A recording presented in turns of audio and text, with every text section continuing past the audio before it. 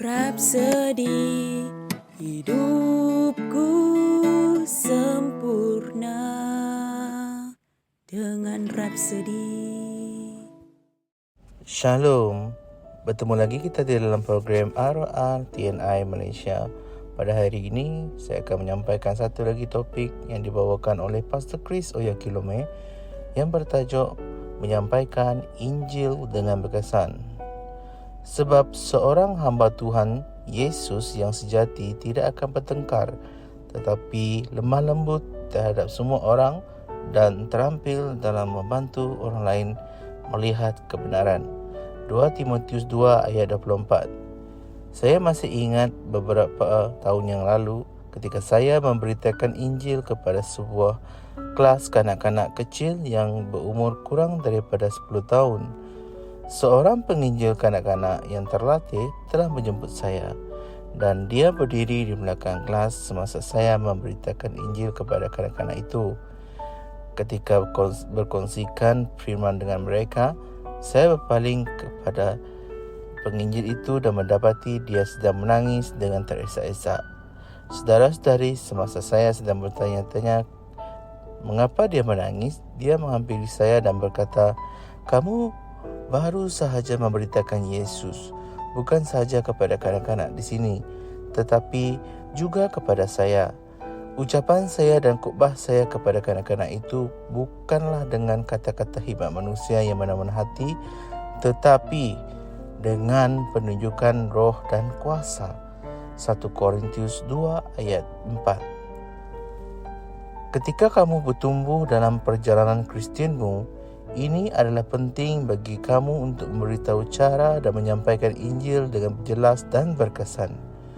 Sebagai seorang pengkhotbah yang muda, itu merupakan salah satu kebimbangan terbesar saya. Saya tahu jika saya tidak berkomunikasi dengan betul, orang tidak akan mendengar saya dengan betul. Jika mereka tidak mendengar saya dengan betul, mereka tidak akan percaya dengan betul. Dan jika mereka tidak percaya dengan betul, maka iman mereka akan terjejas. Saudara-saudari, untuk menyampaikan Injil dengan berkesan, kamu harus terlebih dahulu berusaha untuk mempelajari firman Tuhan. Usahakanlah supaya engkau layak di hadapan Allah sebagai seorang pekerja yang tidak usah malu, yang berterus terang memberitakan perkataan kebenaran itu. 2 Timotius 2 ayat 15.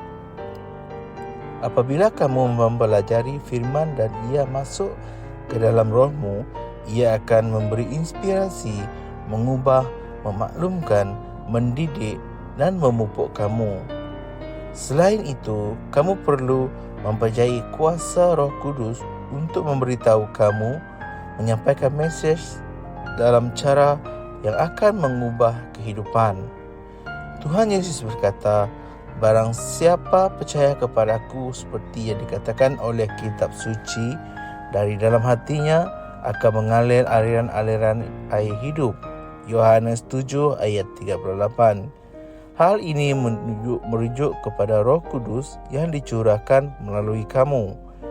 Saudara-saudari, sebagaimana firman memerintahkan kita untuk dipenuhi dengan roh, lakukanlah dengan sewajarnya. Efesus 5:18 hingga 20 berkata, "Dan janganlah kamu mabuk oleh anggur kerana anggur menimbulkan hawa nafsu, tetapi hendaklah kamu penuh dengan roh dan berkata-katalah kepada dirimu sendiri dalam mazmur, kidung puji-pujian dan nyanyian rohani. Bernyanyilah dan bermazmurlah dengan hatimu kepada Tuhan. Ucaplah syukur senantiasa atas segala sesuatu dalam nama Tuhan Yesus kita, Yesus Kristus, kepada Allah dan Bapa kita." Balas saudara-saudari, mari kita berdoa bersama saya. Ya Bapa, kebenaran-Mu dinyatakan di dalam dan melalui aku selalu. Kata-kataku disampaikan dengan kuasa dan hikmat roh yang menginspirasikan iman, harapan dan kasih dalam hati para pendengarku. Dalam nama Yesus, amin. Sini ada beberapa renungan tambahan untuk rujukan kita bersama.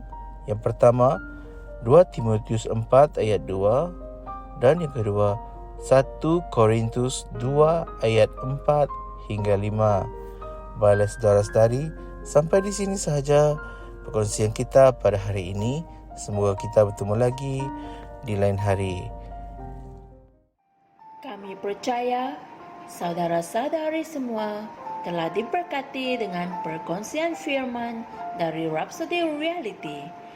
Bagi sesiapa yang ingin menjadikan Yesus Kristus sebagai Tuhan dalam kehidupanmu, kamu boleh mengucapkan doa ini bersama dengan saya.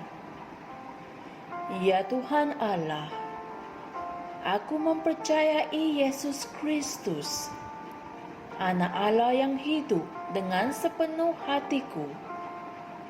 Aku percaya Dia telah mati untukku dan Allah telah membangkitkan Dia dari kematian.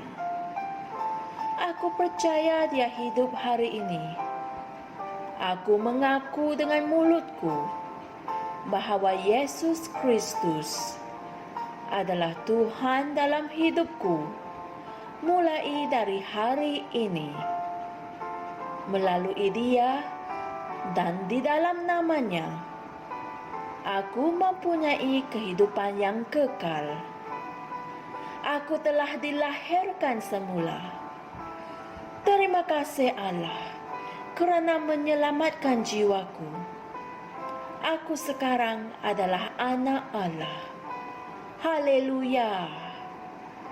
Tanya, sekarang kamu telah menjadi anak Allah. Untuk apa-apa sebarang pertanyaan atau untuk mendapatkan lebih banyak maklumat mengenai bagaimana untuk bertumbuh sebagai seorang Kristian, anda semua boleh hantar mesej di akaun Facebook kami atau email kami di tni.msia@gmail.com.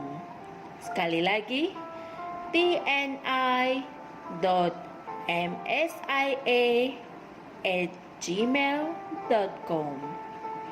Tuhan berkati anda semua.